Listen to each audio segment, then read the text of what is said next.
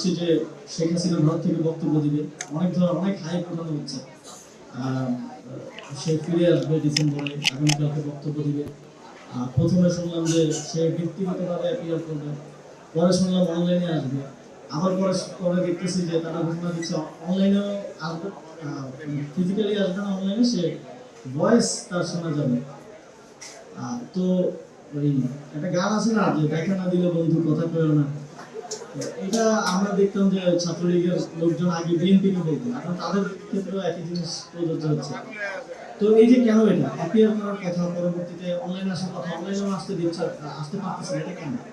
আমি কিছুদিন আগে একটা প্রোগ্রামে বলেছিলাম যে শেখ হাসিনা বাংলাদেশে ফেরার ঘোষণাটা জাস্ট একটা ঘোষণা না, অনেক ধরনের ইন্ডিকেশন পেয়েছি যে ভারত সরকার তাকে আর রাখতে পারছে না, এবং তাকে রাখাটা এক ধরনের এখন প্রেশার হয়ে গেছে তাদের জন্য।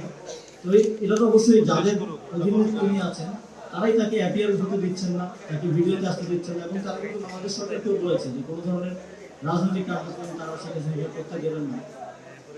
তো এই ডেসপারেশন থেকে তারা এখন দেশে ফিরে আসা এবং এই ন্যারেটিভ, এই হাইপ, এটা তারা তৈরি করছে, কিন্তু তারা অনলাইনে অ্যাপিয়ার হওয়ার মতো পরিস্থিতিতে এখন নাই। তো এই চ্যালেঞ্জটা তো সামনের দিনে আমাদের আসবে, দেশে একটা অস্থিতিশীল পরিস্থিতি তৈরি করার চেষ্টা করা হবে, এবং এক্ষেত্রে দেশি বিদেশি অনেক শক্তি উস্কানি দিবে। তবে সেক্ষেত্রে আমাদেরকে সতর্ক থাকতে হবে, সচেতন থাকতে হবে এবং ঐক্যবদ্ধ থাকতে হবে। তবে দুঃখজনক হচ্ছে আজকে আমরা দেখতে পাচ্ছি সারা দেশে ওই ঐক্যের পরিস্থিতি। এই জুলাই থেকে 2 বছর আগে আমরা সবাই এক কাতারে ছিলাম, কিন্তু আজকে সেই পরিস্থিতি আর নাই। আমরা দেখছি যে হল দখলকে কেন্দ্র করে প্রত্যেকটা ক্যাম্পাসে, এই যে আমি এখানে বসে বসে নিউজ দেখছিলাম, ঢাকা কলেজ এমনকি আলিয়া মাদ্রাসায় পর্যন্ত হামলা হচ্ছে, সংঘর্ষ হচ্ছে, এবং হল পুনর্দখল করা চলছে। আমরা যদি নিজেদের মধ্যে এই ভারসাম্যে ব্যস্ত থাকি, তাহলে এটা শেখ হাসিনা এবং আওয়ামী লীগকে সুযোগ তৈরি করে দিবে এখানে তাদের রাজনৈতিক পাটাতন শক্তিশালী করতে। আমার মনে হয় কিছু জায়গায় আমরা এটা বারবার বলেছি, যতবার আমাদের কথা বলার সুযোগ হয়েছে, আমরা বর্তমান সরকারি দল এবং আমাদের জোটচুক্তি সবাইকে বলেছি যে কিছু জায়গায় আমাদের একটা জাতীয় ঐক্য, জাতীয় বোঝাপড়া থাকা উচিত।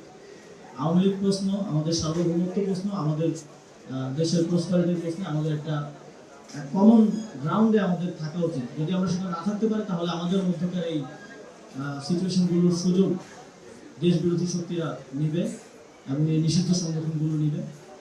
আশা করি আমরা আমাদের মধ্যে এই বিভাজন, এই সংঘর্ষ, এই সন্ত্রাসী কার্যক্রমের কারণে জাতি হিসেবে আবার কোনো ধরনের বড় ধরনের ডিজাস্টারে যেন আমাদের না পড়তে হয়।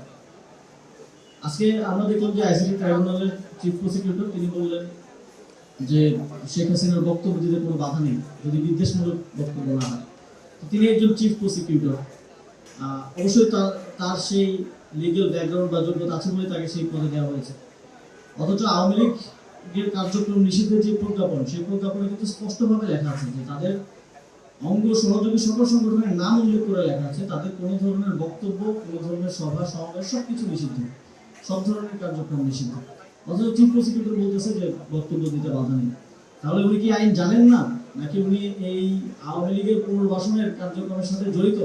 এটা আমার মনে হয় খতিয়ে দেখা প্রয়োজন, এটা সরকারকে এই বিষয়ে এটা তদন্ত করা প্রয়োজন।